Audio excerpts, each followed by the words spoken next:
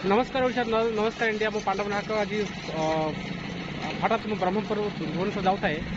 से समय हठात देखिए आम जड़े बंधु जे कि आम भुवनेश्वर खोलतार बंधु जड़े सी देहरे अच्छी जातीय पताका और सी बाहर किसी गोटे मिशन नहीं कि मत लगे से किसी निश्चित गोटे भल उद्देश्य नहीं बाहर से देखा बहुत इच्छा है बर्तमान से पचार सी जो जाऊँच बर्तमान ओडिशा आंध्रा जाऊँच पचार आंध्रा जाऊँच सी परिचय सी कहीं कौ उद्देश्य नहीं केत कम कर उदुदिया खराब जाऊँच चाहते पचार ना सर आप परिचय देवे मो ना मुक्तिकांत विश्वाल मु राउरकेला रोची गत गांधी जयंती भुवनेश्वर नवीन निवास आंध्र प्रदेश मुख्यमंत्री कार्यालय पर्यंत पदयात्रा करुँची पदयात्रा कर उद्देश्य हूँ जो दुई राज्य भितर सीमा बद चलती आंध्र ओडिशा सीमा बद चलती दुई राज्यर पड़ोशी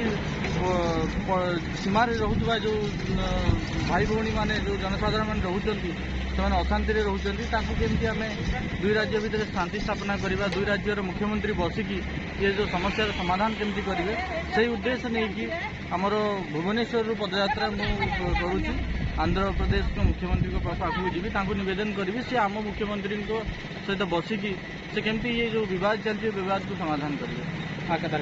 बर्तमान भाई कथा जना पड़ी से बहुत भल उद्देश्य नहीं कि पदयात्रा कर अच्छा भाई आप एक्चुअली भूली जाइए आप परिचय देते आप ना आप परिचय देते आप ना कौन मो ना हूँ मुक्तिकांत विश्वाल मु राउरकेला रोच अच्छा तो मुक्तिकांत भाई बर्तमान आम ओडिशा आंध्र शांति श्रृंखला बजाय रखापी शांति श्रृंखला आगे नापी से बर्तमान आंध्र मुख्यमंत्री पाखक जाऊँच